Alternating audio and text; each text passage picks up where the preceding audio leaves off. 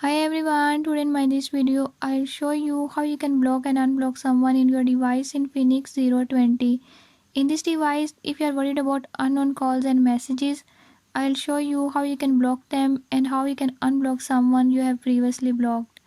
Before we start, if you are new to my channel, don't forget to subscribe and press bell icon. Watch complete video and learn how you can do it. Let's